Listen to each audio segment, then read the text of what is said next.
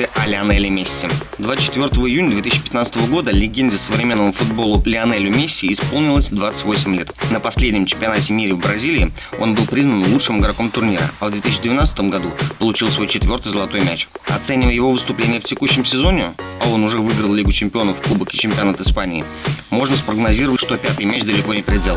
А начиналось все не так гладко. В своем первом матче за сборную он не отыграл и 4 минуты. Не верите? Посмотрите трансляцию матча 7 августа 2005 года. Аргентина-Венгрия. И убедитесь. Кстати, на сегодняшний день это его единственное удаление в карьере. С дебютом у Месси есть еще одна интересная история.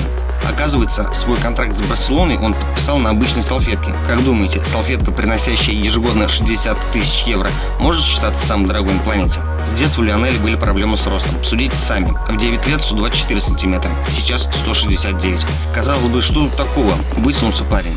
Однако без своевременного лечения его максимальный рост составлял бы не более 140 сантиметров.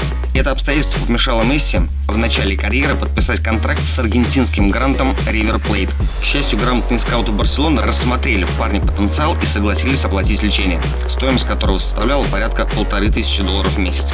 Согласитесь, такой прием нужно печатать в учебниках по инвестированию, поскольку сейчас трансферная стоимость Месси оценивается в 250 миллионов евро. Косметический талант Месси каждый раз подвергается скрупулезному разбору. Очередная порция обсуждений возникла после того, как игрока уже не в первый раз без причин стошнило на поле.